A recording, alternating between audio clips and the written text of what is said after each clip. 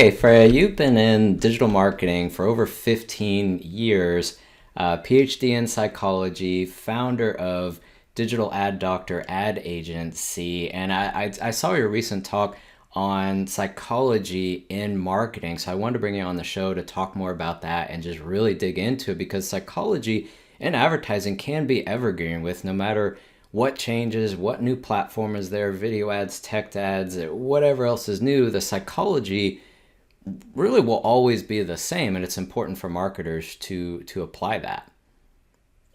So badly is. And I think, like, I always look at why people do what they do.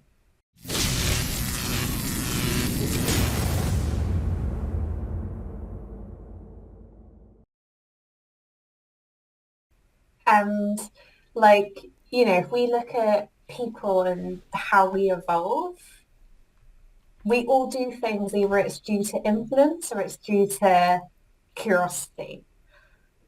And this is why I always love looking at marketing and the hemisphere of marketing that we have of like a relay race, like whatever PPC data you have, could you share that with your SEO team and Yeah. help that grow? Because it's all about just connecting that puzzle, like a recipe in a restaurant. Like, if PPC is the entree, what could you do to continue that experience so it's great throughout? But yeah, I love like digging deep into why people do what they do, but then showing that with data. Yeah, and I think that's something that gets lost, with PPC. People focus on, I mean, right now there's so many things changing on all platforms, which is it's super fun. They're all at a sprint. Google is releasing something, I don't know, every week and then redoing something. So, and then Facebook's sprinting along, and then TikTok came out of nowhere. I don't know if they're going to get banned or not. They're always about to get banned, but for the moment they exist, and something else will pop up next month. So we have to learn all these technical things, and there's all this information and people talking on conferences and YouTube and courses about, here's performance max, here's demand gen. It's all the technical things, but the psychology, that's always going to be the same, whether it's a Facebook video, a TikTok video, a performance max ad, which is video or text ad or shopping ad. So can you go into more of the psychology that advertisers want to apply regardless of platform? What are the main things to really dig into to increase profits and return on ad spend, no matter what comes out? Yeah, so I think the first thing is when I sit with brands, I always come with like a little notepad or just a book. And I ask clients to write down their customer type and write down the following sentence. I need your product because it solves X. And as a marketeer, from a paid SEO affiliate, any spectrum, even in sales, everyone should have a unified answer of what that product does and what influence that product has to clients. And obviously then you can then craft better RSAs, you can craft better performance max ads because you showcase a problem that you solve. And then it's the psychology part of that. So it's the way that you sell the products. So do you sell the price value of that product? So to demonstrate that, let's say it's a car, for example, this is your investment threshold and make that clear.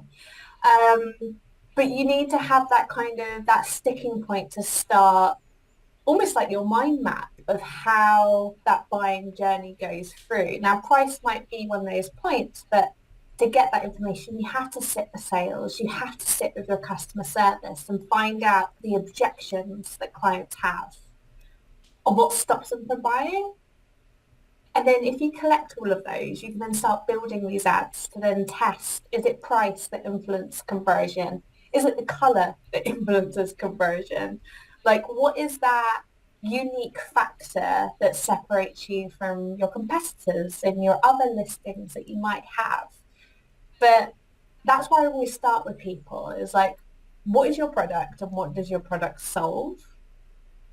Yeah. And then what could we then test through this kind of area from this side. And that normally takes the longest conversation because what you find is that marketing has a different problem solved than sales. Yeah, And yeah, and I think there's a lot to dig in there into there. Just like with sales, people talk about overcoming objections, and salespeople on the phone, they have their scripts, and it's usually a more senior person or training a new person. Here's the common objectives, and here's not a cheesy sales script. Read this exact thing, and it always works, but just here's common things that people might do. And I mean, PPC or SEO or web design put that into the ad copy so that or on the page and things like that. And I think that's a very important one to overcome objectives within your advertising, the ad, the landing page, things like that. yeah, it totally is. Because, when we look at a Google model, for example, and we lean towards a quality score, now your quality score is a basic metric from Google that governs that your ads are quality, your landing page is quality, and that users would have a good experience throughout, which, in that nutshell is that ethos. And what I look at there is kind of, when I started in PPC, we had single ad groups, and it was very kind of, clunky in terms of like they had to do red car, and then the ad creative was literally just all about red cars. But now we have responsive ads where you have 15 headlines and, a combination of X. We never really know through the machine learning what combination is going to get chucked out at what time. But what you do know is that that ad group should be themed into either a funnel, so where that person would be in their buying journey, or it's themed on you trying to position a USP. So, if it's like, let's say Tesla, for example, you're trying to convince people that you're a family car, or you're socially caring in terms of being like rechargeable, and you test that. And luxury But at the same time. Tesla has a very interesting marketing approach. They hit so many points at once. It's a prestigious luxury car that everybody looks at, and it's good for the environment. And then now they're trying to shift it. It's for your family, sort of thing. Yeah, they hit so many angles at the same time, and they do it very well. they do, they do. But I'm sure from this side that they have different kind of rollout strategies for their RSAs. Like they must kind of look at people through either like scroll depth to just kind of see, would that make more sense to advertise to people based on that moment? But it'd be really interesting to have a look at like brands like this, like at that full funnel approach from like when they bring people through like electric cars, how they filter them down into long tail and kind of, more conversion led actions from that side as well. Yeah, and that can go into again going into the psychology and building out an avatar is what a lot of people call it. It's just, I guess going into Google, or you could apply this to really any platform. It's kind of a family car. That ad copy or that video, if it's on Facebook or whatever, and that landing page would all be family and safety, plenty of room, lots of features. The door opens sideways like on a minivan with kids. People without kids have no idea what that means and they don't care. People with kids, that's the most amazing thing ever. The door goes sideways instead of out and it's the car next to you. Yeah, So that's something like people with kids would care about, people that don't. If you're doing the luxury angle, the door going, actually they're not going to buy a van in the first place, but it's luxury, it's prestigious, everyone stops and stares. That's like Lexus and a lot of these other ones. You see their commercials, it's usually people going out in the city and wearing nice clothes and all this sort of thing. So you would adjust ad copy, landing page keywords for family or luxury or environmentally friendly. Or if you want to get really brave, you can do one that tries to hit all of them at the same time. yeah. But then this is where I also go through your trust timer. And obviously, when people start at that top of funnel action, right? They don't know you, you don't know them. And that's when the timer clicks. And when we look at attribution modeling, we look at like the length of time, and it still startles me today that brands think that people convert on their first time coming to know about you. Yeah, never. And never, and no one, when I ask a lot of brands, I come in, what is my user journey? How long is it? Not a lot of business owners know. What makes me worried about this is not a lot of sales directors know a length it takes for someone to kind of come through. They should. Sales directors, kind of their job. They should do. But this is where I always say to kind of people is like, whilst we have access to that data, before cookie generation comes into play and we kind of get like scissored in our data layer and kind of looking at what people do and why they do, we should have a map of, how long it takes for someone's trust timer to click before they fill in a form, before they fire up live chat, before they do these micro actions or macro actions from this side. And what I also find really interesting from a psychology point of view is brands are really worried about reaching out to their database. So they don't send out surveys. They don't call their customers up and find out the reasons why they purchased. They fire out this form, which is, how did you hear about us? Yeah. What I detest is when they put Google. I'm like, is it SEO? Is it Google My Business? Is it PPC? Like, Just I know that I'm Google. lazy. We'll just I've put Google. seen internet as one of those options. It's like, oh, it might as well just say other. What is it? It's I found you on the internet. It's like, great, especially when you're spending money or multiple platforms. It's like, great, you found us on the internet. That's Fantastic. helpful. But what I lean on that is it helps you buy relationships, and with our digital pack that we have, is people still buy from people. Yeah. And what we need to figure out is, how do we build those relationships? And if you look at your avatars, for example, like, what do they do at 11? What do they do which will help them have more trust with you? Is there any brand partnerships that you could have from an SEO, PR perspective, from like a data kind of sharing area from this side, where you could do a joint campaign or a TikTok collaboration? Yeah. But people don't have that key, where they don't know what their audience does at the weekend. They don't know what they go to in terms of sites to get news information. People don't really pay attention to all that. They just do it. And then that's where the technology comes in, because a lot of people won't think there were five touch points. It's like, well, I saw your ad on Facebook. I clicked on it and I bought something. It's like, well, actually, no. You saw it here first. That was technically Facebook for marketing, and you've clicked on those twice a week apart, and then you bought something. But I mean, no one's going to remember that.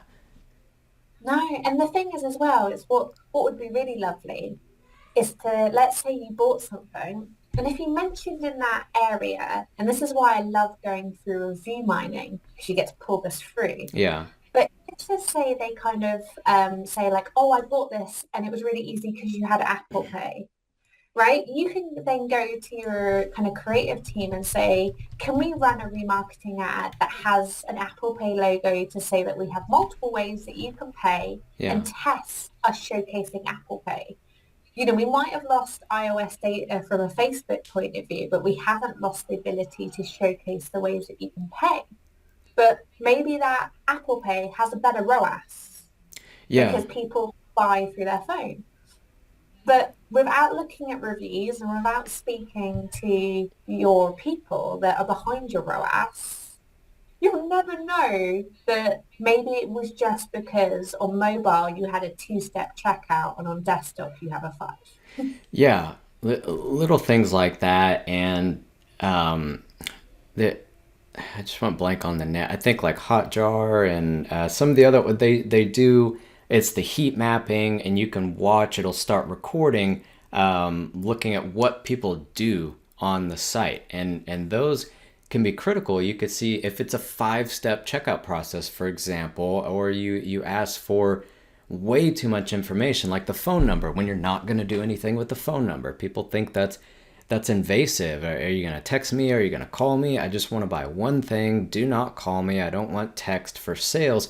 And they realize, well, we don't even do anything with the phone number. That's just defaulted. It's like, well, go back to the web developer and get rid of the phone number, or get rid of all these other steps. And you could see that. And again, that's a psychology thing that doesn't really fit into to other buckets. But if you see, it's like, why do you have so many things on the form, or why is it 5 steps when it could be one or two? So like a heat mapping tool or something like that. That or mouse flow. I forgot what the name of the other one. There's a ton of Yeah.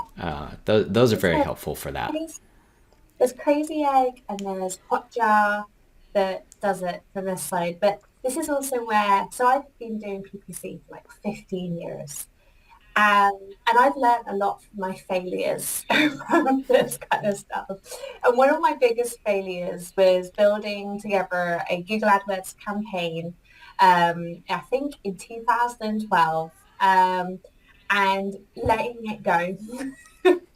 And I didn't check the landing page in terms of like the checkout process. It was a lead gen campaign, but I went to it. It was a hotspot site, which had the form at the top, and kind of like cascading content. Yeah. And I logged in on Monday, and we generated a bucket load of clicks, but no conversions came through. Um, and I sat there and was like, okay, we have 500 clicks through to the site, but no conversions. And that's not weird, but when you're expecting to see some magic from this side, and you haven't road tested it, you go through that kind of area. And what I did from this side is I then road tested it. So I filled in the form, and I Yeah. realized that the form wouldn't allow Gmail addresses through as an email, Oh, which wow. automatically kicked off kind of areas. And we were running a discovery campaign on Google, Oh, wow. Everybody has a Gmail.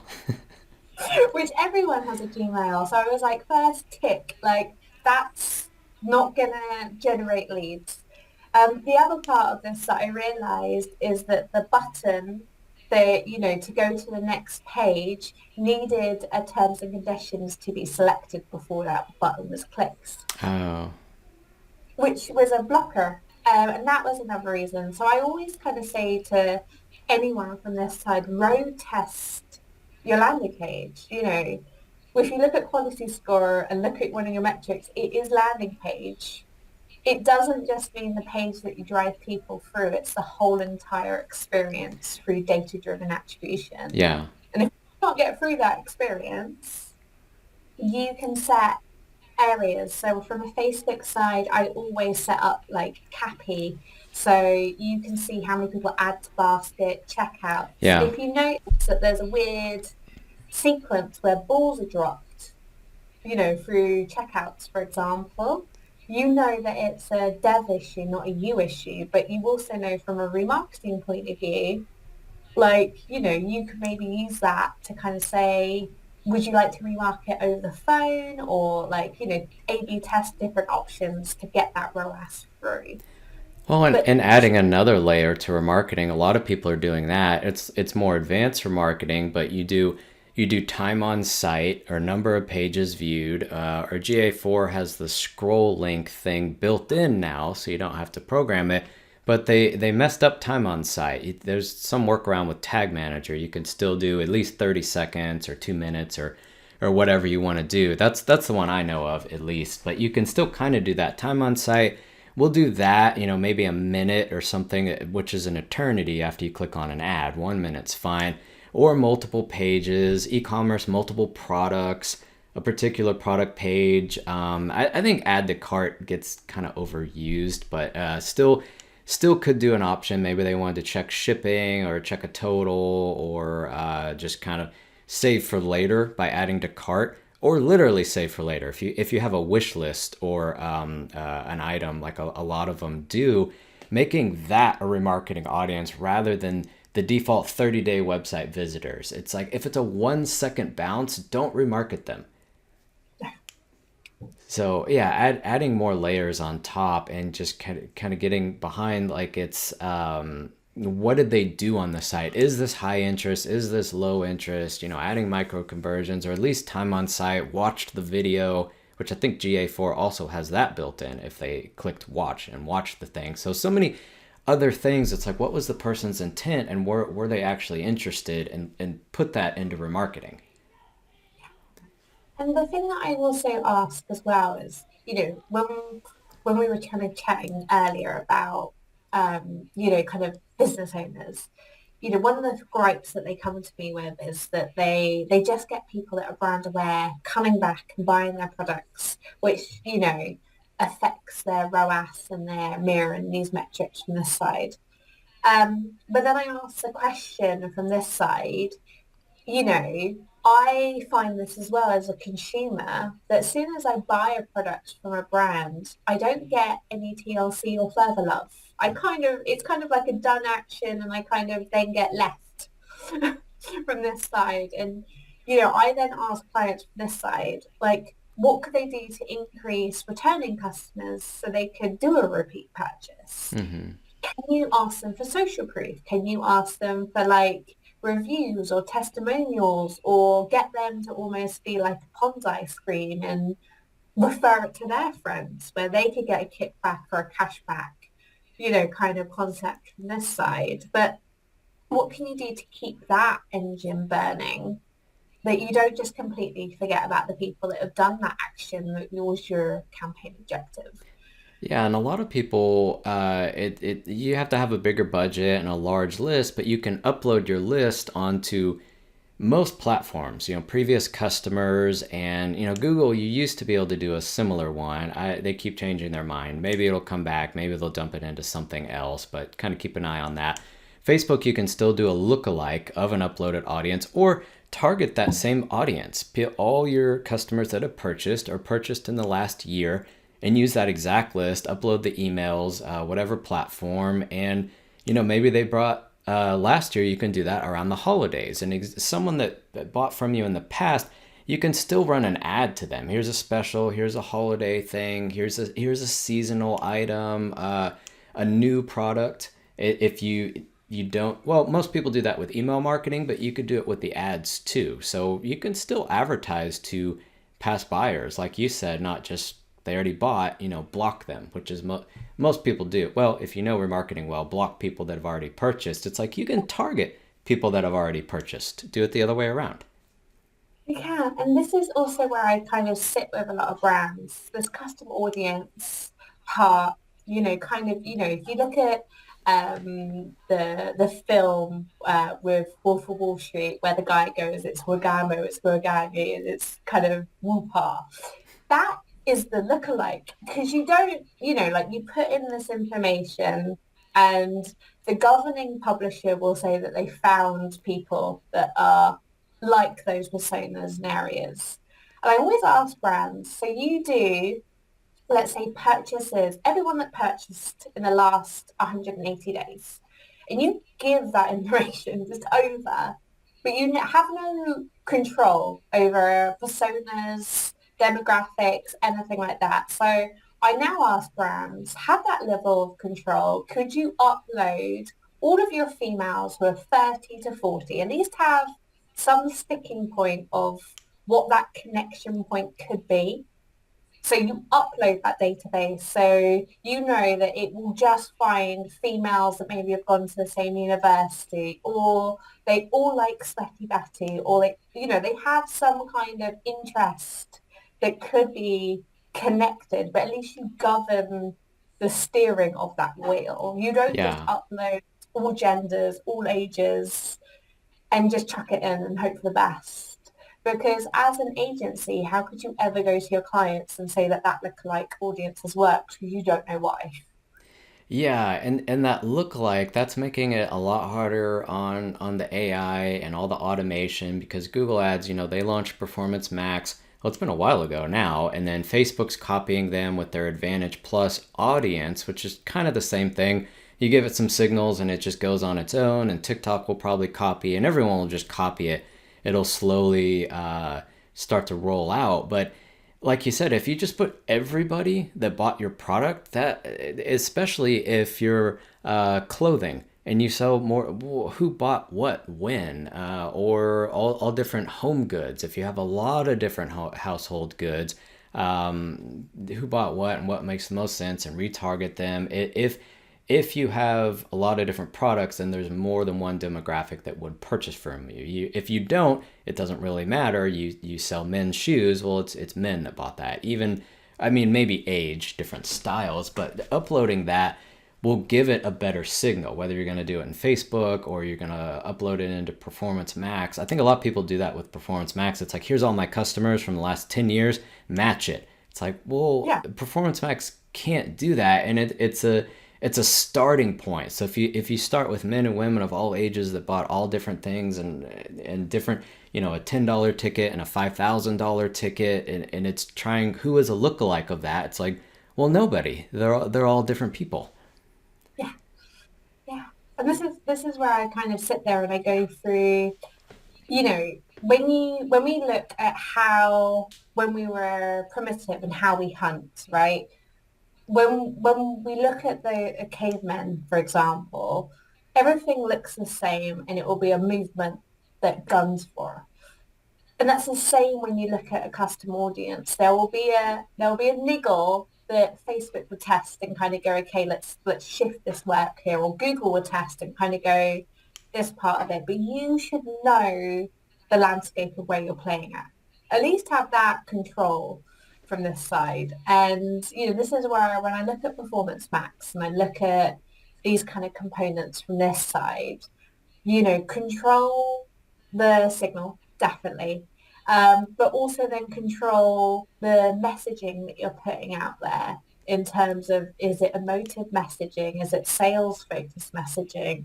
Is it purely, just kind of generating traffic to the site, and then you will use different techniques after that. But you've got to then start having a testing framework in place and kind of really knowing, and I like to find a traffic light, like, is this setting to our expectations, or is there something that we need to do to maybe change that narrative? Because Yeah. there's so many spinning plates. Yeah, that makes sense, and a lot of it you can do in advance. I mean, they have the AI and it can match to people, but I mean, it might eventually find it. Facebook, TikTok, Google, or YouTube, which is technically through Google. It can run through all that, but you can save a lot of money and skip it and just say people 30 to 45. It'll eventually run through the older and younger, or men and women, or whatever, but why not just skip to the end and feed it the data it already has, and then it just starts matching. Okay, here's your very specific targeting. Now we'll go find people within that work. Facebook does that really well. Performance Max does it okay.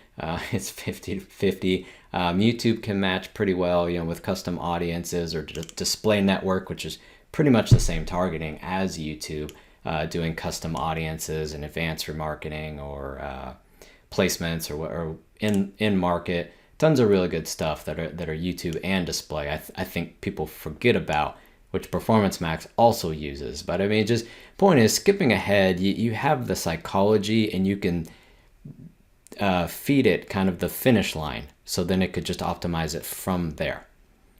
Yeah. And then when we talk about the finishing line, like, when we go through the people like people, and there's actions, and we have technically like three actions. We have a form fill, we have live chat, or we have a call, right? Now the call, it always like bugbears me, because when you look at Google data, it's like, you had this many calls from ads, and you're like, did I? Yeah. Did I really? Like, you're like, I don't believe that, like, any way possible. You have your form, which you need to break down to the amount of people that started to fill the form, abandoned the form, and Yeah. then completed the form. Then you have live chat, which I, kind of governed on the fact that for the last 6 months, people don't like it. They don't like that function of it unless they're an e-com. Then, like for B2B, people rarely engage with it unless they want to fight with you. But this is where I always then look at that action of people love to talk to people. So, we might have a forum, we might have this, but could we A/B test a callback function where, brands after hours could maybe click on a button and request that a sales agent calls them back Yeah. and see, does that have a better number? But we need to test these actions and almost kind of not just stick with a form and stick with this because, when we look at Shopify, they've just rolled out a new theme where they've changed the checkout function, where they've cut steps out of it and they made it quicker. Where we as PPCs should be looking at that data and kind of going, what is the audience telling us on how they want to check out? Yeah. And could we then give that to web developers, CRO, and test it and see, does that increase our conversion rate? And have a look at it as well, especially from a mobile and desktop point of view as well, how that's working and how that changes from this side. So I always look at that, and I also always encourage brands to look at Klaviyo, look at their email providers, and look at nudge queries. Everyone needs a nudge. You know, it might be them kind of getting through the front door and their wife saying like, "Honey, can you put on dinner?" Everyone needs that shove. Yeah. But do brands have that shove theory in place? Do they have we saw that you were looking at our website. Would you like to jump on a call with a brand? They don't have that personal vibe. And would that help your PPC campaign of getting them involved? And, it's by industry as well. So if you look at like life insurance, for example, people like to discuss their own life episodes. So from that area, we need to have a completely different web environment than they would do if they're Black Friday looking for the perfect teddy bear. Because they don't need to talk to Sarah. They just need an easier checkout. Yeah. And a lot of that you can watch what big brands do. Like Amazon, it's so weird. They have the two buttons. There's add to cart. I think it says buy now as its actual. You skip the cart. And it's like, why would that be there? It's like, well, because you add to cart and then you verify the shipping and then you pick your credit card, you pick your address, and it's three or probably four steps. I mean, they change it. Whereas if you're a Prime member or you buy a lot, it's just you have it, you want to buy it. I don't want to click 5 times on a phone. And the address is the same, the credit card is the same. I want the fastest shipping possible. Most of the time, it's identical. So they have that buy now thing, which it doesn't seem like much, but the psychology of saving 10 to 30 seconds, and that goes into the impulse buy too. It's like, hey, this is a cool shirt, I want to buy it. And then you click 3 or 4 times, it's like, I have enough shirts, I don't need that, never mind, I don't know. But whereas buy now, it was 1 second and it's already on its way. Well, that goes into like one of the buying psychologies because it's called loss of aversion kind of techniques. It's a fear of missing out. Yeah. So if you tell people on a landing page the reasons why they shouldn't buy your product, essentially. Like, if they don't buy this top, they will not be cool in front of their friends. They will not be warm for winter. They will not do this in kind of this area. That people are like, okay, so if I don't do this action right now, when I close down my screen, I could leave the best deal of my life. Yeah. And this is where you have that. You also have the add to basket, which I've labeled now as your wish list. Mm-hmm. Because, I see, especially over Black Friday this year, the amount of add to basket kind of tags and trigger fires in GTN have skyrocketed. Yeah. And, I think now we've got to think of that action as a curiosity and not an intent. It's a click of a button, but there's no real kind of like inkling, are they going to buy or they're not going to buy? And this is where you get to checkouts begins and that kind of stuff, which you can actually start saying this is a ROAS journey. But your basket is almost kind of like a micro like conversion because you can't guarantee that someone's actually going to transition through because they're either going to be incentivized via a discount or shipping. And I think don't force that, price shown in the cart. And it's like, look how many add to carts or add to basket we have. It's like, well, you force them to just to see the price, and that's not an interest. They just want to know how much it costs, and like, oh, that's too much. Or, yeah, I don't like forcing the price in e-commerce. In lead gen, that's fine because a lot of time, most of the time with B2B or much higher ticket, you don't want to just say, well, it's $500 a month or it's $50,000. That something a lot bigger and a big commitment like that. And when people are price shopping, I mean, you can put the price just to filter them out. It starts at $50,000 or $5,000 a month or something like that. If you want to not get those phone calls, or if it's bigger, you can, leave it to a discussion, because just hitting them with the price without a sales professional talking them through it, doing a demo, most of the time won't work. So lead generation, I'm okay with not putting the price or price in the cart or something like that. Yeah. And we have to look at the economic climate, right? So, a lot of people at the moment are going through a cost of living. And, we have the likes of ClearPay, Tabby in the Middle East, and we've got Klarna in the UK. It's kind of like these increments that break down your payments into three easy Yeah. chunks. And this is where we go back to actually speaking to your audience of, understanding for them, is this a price that they have to talk to you with their husband? So would they have an RPO effect where they'd actually come into store or come into your office to discuss that with you, which you then as a PPC can never really claim the attribution to that, because there's no way to, unless they filled in a form and you manually go through the sales form and match that through, there's no way for you to show Well, ROAS. PPC should always claim that. That's 100% from PPC fact. Uh, all the in-store visits, all the appointments, all the untrackable things were PPC. Let's just settle that argument now. Yeah, I mean, definitely they were, but the thing that I look at there is, again, that journey of time. Like in that episode as well, like, if you know that people come to your store and they come in on a Saturday, for example, as a business, you can increase your sales professionals. You can maybe make sure that your reception looks beautiful. Like you can really upsell the experience, but you need that data. But this is where you have to figure out where your buyer's mindset is. And are you asking the right rhetorical questions on your landing page to pre-qualify people to know how your business can then move to that next step? Yeah, and you could put that on the ad. I've seen that people do, 50,000 minimum, or it's in the form. They try to restrict it as much as possible, and that could be fine with B2B, starting at it if you don't want to bother, your sales team with people that just don't have $50,000 and never will, which is fine, but pre-qualify them in a form or in an ad. By the way, people still click the ad. You can put minimum of whatever you want. They're still going to click it a lot. It'll reduce it.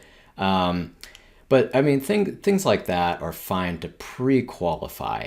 Or on the other end, if you don't want to pre-qualify and leave it to your sales team and just let every single lead through, if you're equipped for that with a large sales team that can do 100 calls per day and have the training to do that, that's fine. Or if you want only 1 or 2 calls per day or in-person meetings, then pre-qualify heavily. It depends on the business structure.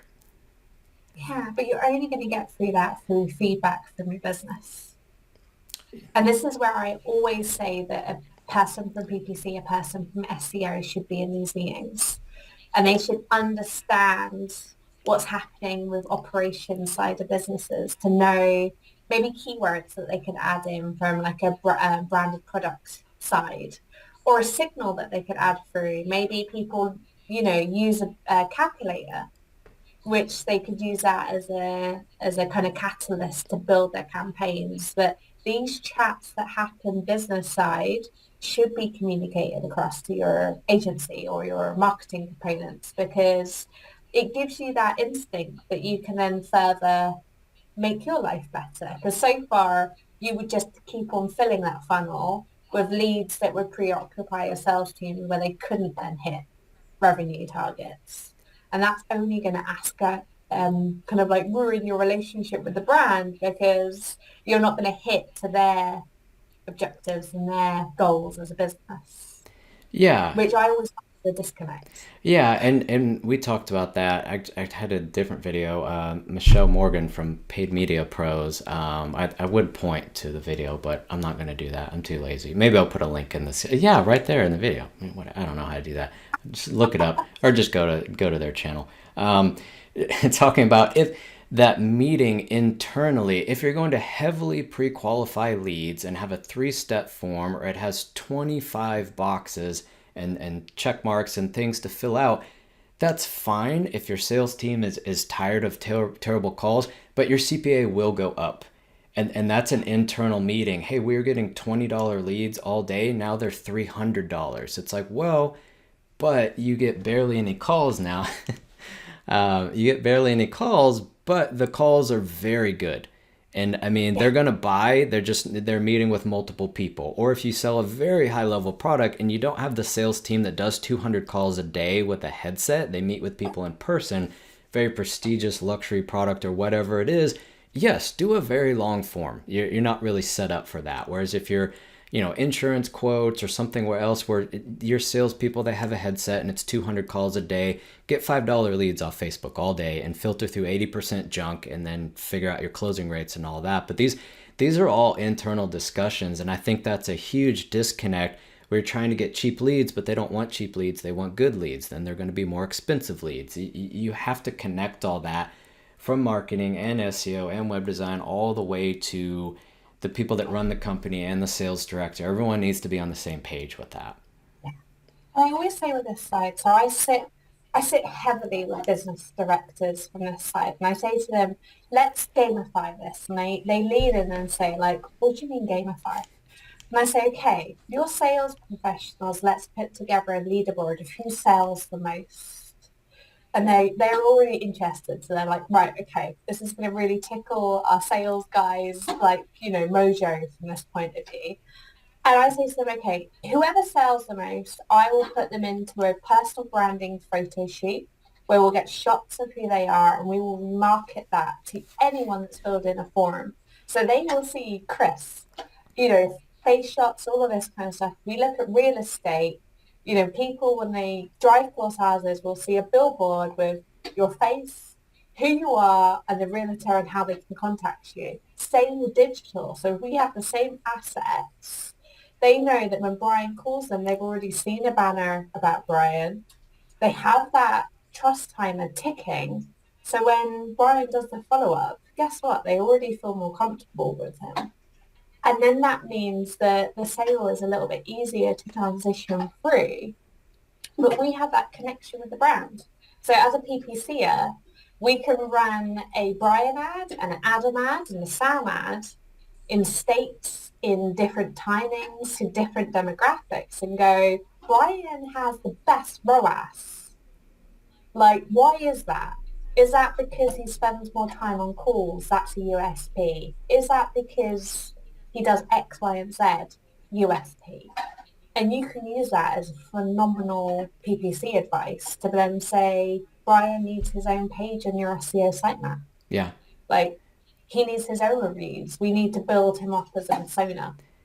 But like sitting there and kind of having that connection in, you can challenge it and then help the business grow, which not a lot of PPCs think of because they never have access to those chats. Yeah, and you see that a little bit in search terms, and SEOs probably see it also, but we see this all the time in search terms. It's name of company, person that works there. They just Googled it. And especially if you're doing outreach, cold calling, cold email, a lot of times people will Google, who is this person? Are they legit? I got a phone call, I had an email, I'm not sure who they are. Or it's after the first conversation. They go look them up. Maybe it's a review. We have a client that does a lot of publications in the news, and their people are interviewed all the time. So people will Google the name of the company and the person, or even just the person. I read that publication, I liked it, I wanted to learn more, and that's a top of funnel that can go all the way back to the joys of working from home. Um, We've been interrupted by cats and children. We just need chocolate now when we're done. yeah, no, it's fine. Sorry. Yeah, no, see, this is psychology too. It's making it more personal. It's, people let their guard down. It's like, oh, these are human beings too. These are regular people doing their job, which is a huge personal touch. Bringing that back to the realtor thing, yeah, it's usually that's a very personal thing, and realtors will often go into personal things and not go straight into closing rates or mortgage or percentages. Insurance can be a very personal thing too, and they'll get into that, and that's a good psychology touch rather than just talking about your price or something very impersonal. It's also that side. Like if we lean on real estate, for example, you know, this is where you go into that question I asked at the moment. I'm a customer. This is my problem and your product sells X. Yeah, So I'm a customer and from a real estate point of view, might be relocating because you want your kid to go in that school catchment, for yeah, example. So for PPC, for example, could I do geofencing to around the schools to then do, a kind of campaign on Gmail, on YouTube and kind of go like, you could get a 3-bedroom house and be 10 minutes from the school and get that interest from this side. But you need to know that problem that you solve and, the kind of area of this. And every client is going to have a problem solved, which you can then use, unfortunately, as marketing catalyst to kind of get more people through that threshold. But it's just asking those questions of like, what was the reason why you bought this product today? And they might just say, you were the cheapest.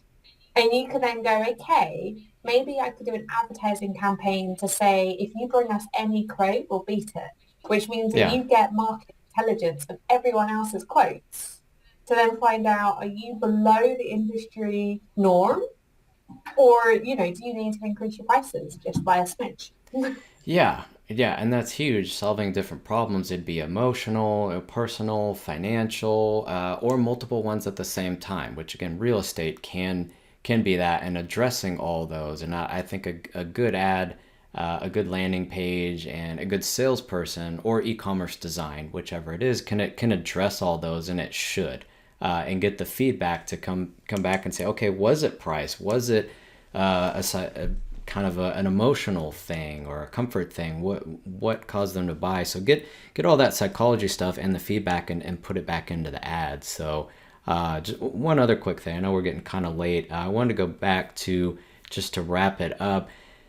How do you get all the psychological cues without getting unethical? The fake scarcity. There's only two left. No, there's not. There's 100. Spots are limited. They're not limited. Or price ends today. Or, all the countdown timers that just count down for no apparent reason. There's just a lot of shady things on the internet. How can you give a psychological push to the usual triggers, but while not being unethical at the same time?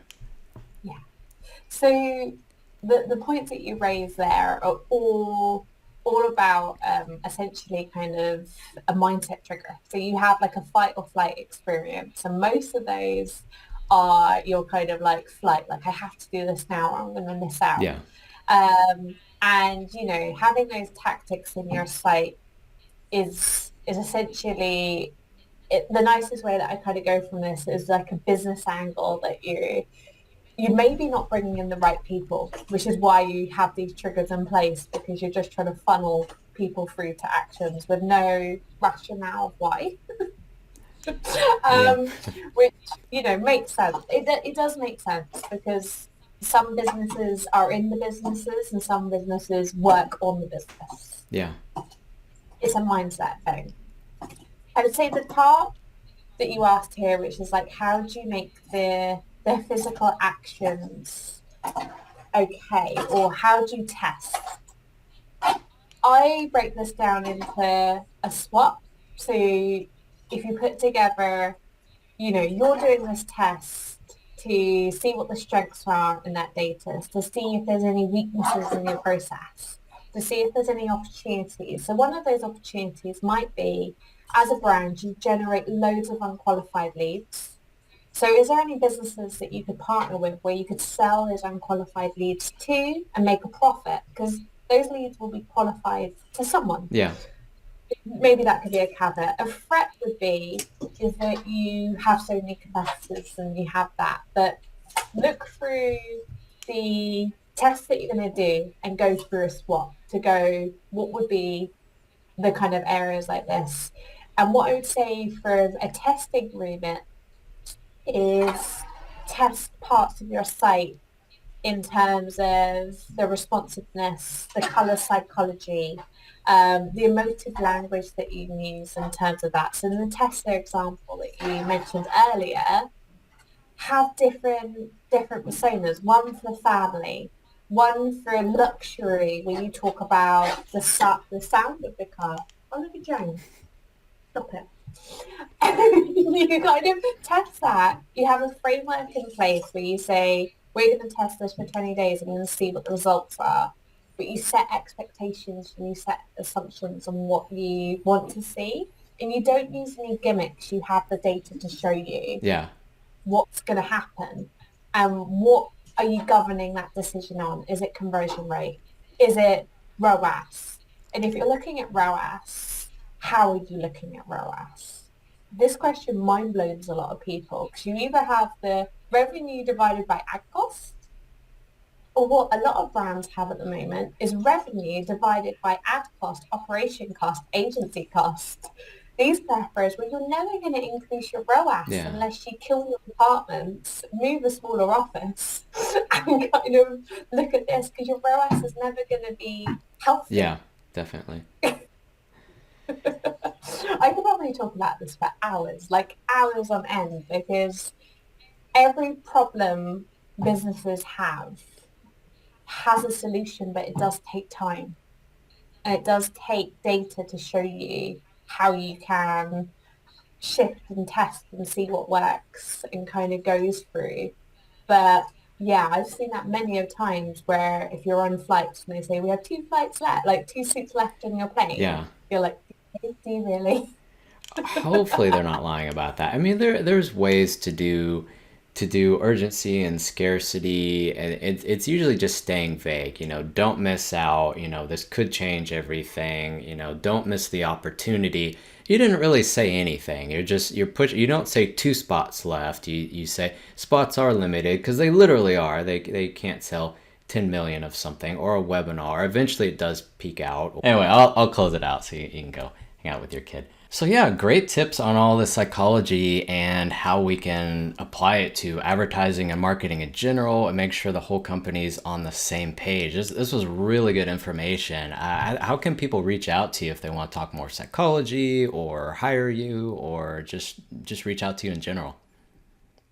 I would say LinkedIn is probably the best platform from this side. I try my best to post regularly in terms of like personas and how do you tackle those common questions. So like you can probably find answers to some of that stuff. But I would say that my LinkedIn DMs are always open. Okay. And yeah, go there and ask questions from this side.